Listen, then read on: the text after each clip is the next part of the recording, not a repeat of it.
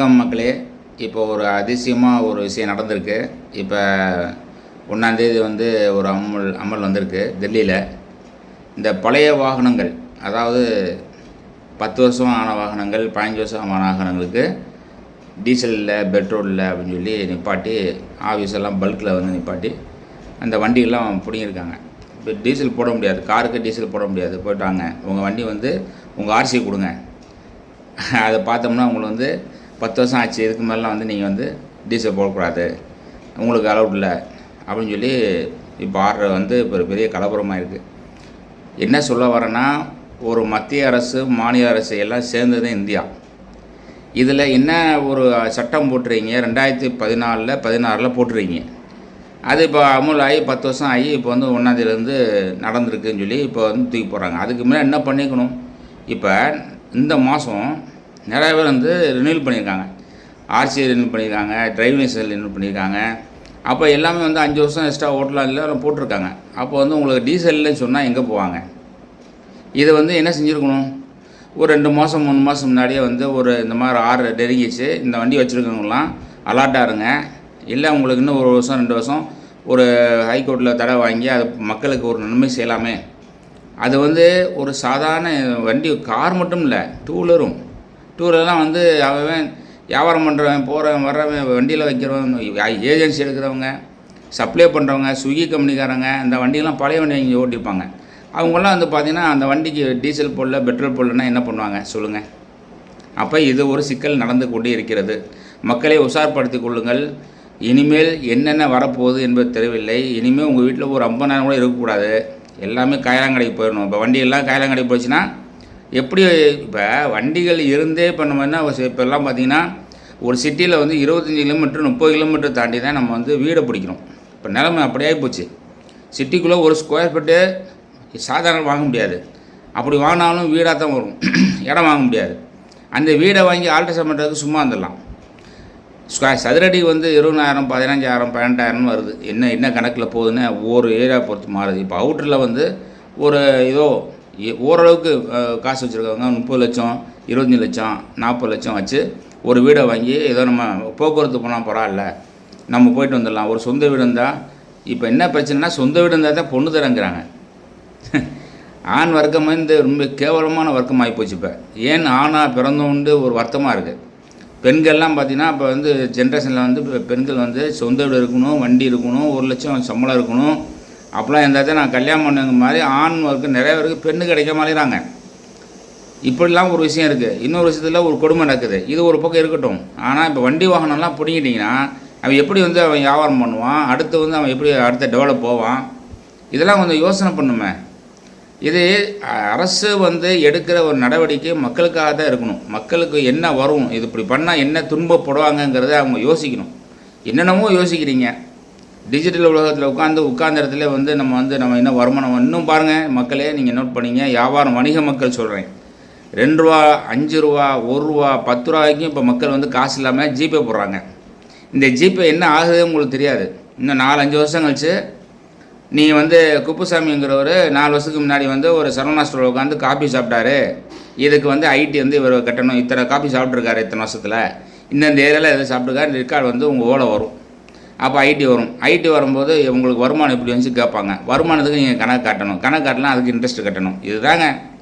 இது தாங்க கணக்கு எடுக்க போகிறாங்க. உங்கள் வீட்டில் 10,000 இருக்கக்கூடாது. நீங்கள் உழைச்சி வேர்வை தண்ணி செஞ்சு எல்லாம் பண்ணி 5 ரூபா 10 ரூபா சாப்பிடாமல் கொள்ளாமல் சேர்த்து வச்சுருப்பீங்க. நாளைக்கு நமக்கு எதாவது நோய் வரப்படும், நாளைக்கு ஏதாவது ஒரு சொந்த மொந்தம் ஏதாவது செய்ய வேண்டியிருக்கும், பிள்ளைகளுக்கு ஏதாவது செய்ய வேண்டியிருக்கும், பேரப்பிள்ளையை செய்ய வேணும்னு வச்சுருப்பீங்க. அதையும் கணக்கில் கொடுத்து அதையும் ஜிஎஸ்டி பதிவு பண்ணணும். ஒரு யாசகர் 10 இடத்துல வந்து 10 ரூபாய் வாங்கி அவர் ஒரு 50 ரூபா வச்சு ஒரு 4 இட்லி சாப்பிட்டா அவர் கூட வரி கட்டுறாரு. நம்ம நாடு எவ்வளோ பக்காவாக இருக்குது பாருங்கள். இதெல்லாம் வந்து சமூக பார்வையோடு பார்க்குறேன். தயவுசெய்து இதில் அரசியலோ வேறு எந்த நோக்கத்தில் இல்லை, அது அரசியல் கொண்டு வந்துடுறாங்க. ஆனால் மக்களை வந்து தயவுசெய்து ரொம்ப புண்படுத்தாங்க. இது வந்து ரொம்ப மோசமான ஒரு செயல். இப்படி வந்து எல்லாருமே வந்து இப்போ கார்லாம் பார்த்திங்கன்னா ஒன்றும் இல்லாமல் போயிடும். இப்போ இன்றைக்கி வந்து டெல்லி வந்திருக்கு, அடுத்து சென்னை வரும், அடுத்து மதுரைக்கு வரும், அவ்வளோதான். கார் நீங்கள் வந்து 40 லட்ச ரூபா கார் வச்சாலும் 5 ரூபாய்க்கு போகாது, அது காயலாங்கடி தான் போகும். டீசல் போடணும்னா பெட்ரோல் போடணும்னா எப்படி நீங்கள் அதை ஓட்டுவீங்க? அப்போ இதெல்லாம் வந்து இப்போ விழிப்புணர்வாக இருங்க எல்லாருமே. இப்போ என்ன நடக்குதுன்னா, டீசல் பெட்ரோலை நிப்பாட்டிட்டு எல்லாம் பேட்டரியில் கொடுக்கணும். எல்லோரும் அங்கங்கே பேட்டரியில் இந்த எப்படி ஃபோனுக்கு சார்ஜர் திரும்பல எங்கே போனாலும் சார்ஜர் போட்டு பேசுவோம்ல காதில் வச்சுக்கிட்டு. இப்போ அதேமாதிரி பேட்டரிகளை வந்து வண்டிகளுக்கும் காருக்கும் டூ வீலருக்கும் அந்த பேட்டரியில் திரிஞ்சிட்டே இருக்கணும். எங்கே போனாலும் வயர் தூங்கிட்டு இருக்கும். நாடு எவ்வளோ இதாக இருக்குது பாருங்கள். இப்போ வந்து அதெல்லாம் கண்ட்ரோல் பண்ணுறாங்க. அதாவது டீசல் பெட்ரோல் வந்து வெளிநாட்டில் வாங்கக்கூடாது. சரி ரைட், அதெல்லாம் வந்து அதாவது ஒரு ரொம்ப அட்வான்ஸான ஒரு விஷயங்கள், அதெல்லாம் நான் ஏற்றுக்குறோம். அதுக்கு வந்து என்ன செய்யணும்? 5 வருஷத்துக்கு முன்னாடியே நீங்கள் வந்து எல்லாத்தையும் அதுக்கு ஒரு விஷயத்த சொல்லி இந்த வண்டிக்கு இந்த ரேஞ்சு நீங்களே கொடுத்துங்க. கவர்மெண்ட்டை எடுத்து அதை அழிச்சிருங்க. வாங்கின பாமர மக்கள் என்ன செய்வான்? லோன் கட்டுவானா? உங்கள் வண்டி சும்மா கொடுப்பானா? இப்போ வண்டியில் வாங்கி சும்மா வச்சுட்டாங்க. இந்த மாதிரி இருக்குது. 2 வீலர் இருந்தாலும் சரி, 4 வீலர் இருந்தாலும் சரி, எல்லாமே பார்த்தீங்கன்னா இப்போ வந்து செகண்ட்ஸ் வந்து நீங்கள் வாங்கினாலும் கவனமாக வாங்குங்க. இல்லைனா நீங்கள் வந்து உங்களுக்கு வந்து 1 ரூபா கூட கிடைக்காது. நீங்கள் வந்து தொடச்சி வச்சுருப்பீங்க, இன்ஜின் வேலை பார்த்துருப்பீங்க, சீட்டு மாற்றிருப்பீங்க, கவர் மாற்றிருப்பீங்க, சன் கொண்ட ஃபிலிம் ஒட்டியிருப்பீங்க, வண்டிக்கு அலாவில் மாற்றிருப்பீங்க. ஒரு டேஸ்ட் இருக்கும்ல. அதாவது 100ல் ஒரு 20 பேர் வந்து வண்டி உரமாக வச்சுருப்பாங்க. ஆனால் மேக்ஸிமம் நம்ம தமிழ்நாட்டுக்காரங்க அப்படின்னா 80% வந்து சுத்தமாக வச்சுருப்பாங்க. வண்டிகளை க்ளீன் பண்ணுவாங்க, பராமரிப்பாங்க, சர்வீஸ் பண்ணுவாங்க. இதை வச்சு எத்தனை குடும்பம் வாழுது? இப்போ இந்த வண்டிலாம் நிப்பாட்டிட்டு எல்லாமே பேட்டரி கார் போச்சுன்னா என்ன ஆகும்? அப்போ நம்ம குடும்ப வாழ்க்கை, வாழ்வாதாரம், நம்ம மக்கள் என்ன பாடுபட போகிறாங்க தெரிலங்க. இப்போ வந்து நியூஸு பாருங்கள், அந்த நியூஸ் பேப்பரே பாருங்கள். டெல்லியில் வந்து ஒரே கலப்புறம். இப்போ ரொம்ப பஞ்சாயத்தாகி ரொம்ப சட்ட சிக்கலை சொல்லி கொஞ்சம் நிப்பாட்டி வச்சுருக்காங்க. அது எந்த அளவுக்கு நிப்பாட்டி வச்சுருக்காங்க தெரில. ஆனால் கூடிய சீக்கிரம் எல்லா வண்டியிலும் சீஸ் பண்ண போகிறாங்க. 15 வருஷம் வண்டியை, 10 வருஷம் வண்டி கணக்கு இருக்குது டீசலுக்கு, பெட்ரோலுக்கு 15 வருஷம் கணக்கு. இந்த எல்லா வண்டியும் வந்து நொறுக்கி காயிலாக தான் போட போகிறோம். நீங்கள் என்ன தான் பளபளப்பாக நீங்கள் ஷோரூம் வச்சுருந்தாலும் வண்டி ஒன்றுக்கும் ஆகாது. டீசல் போடணும்னா எங்கேயும் போக முடியாது. இதெல்லாம் நீங்கள் விழிப்புணர்வு வந்துங்க.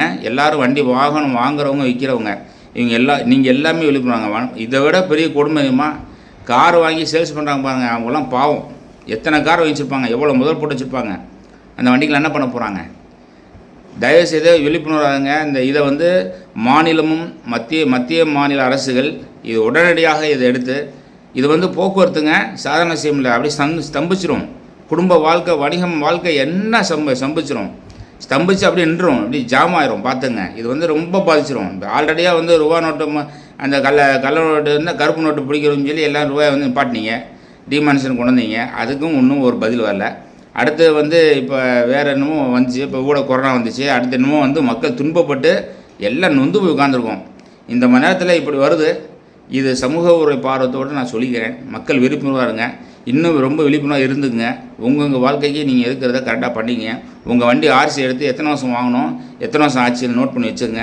இது எல்லாமே கொஞ்சம் தீர விசாரிச்சு இனிமேல் வண்டி வாங்குறா இருந்தாலும் விற்கிறா இருந்தாலும் கவனமாக செய்யுங்க. வாழ்த்துக்கள். மத்திய அரசு, மாநில அரசுக்கு செய்ய வேண்டுகோள் மக்களின் சார்பாக கேட்டுக்கொள்கிறோம். தயவுசெய்து இதை வந்து ஒரு யூனிவர்சிட்டி வாங்கி இன்னும் காலத்தை நீட்டி மக்களுக்கு ஆதரவு கொடுங்க. நன்றி, வணக்கம்.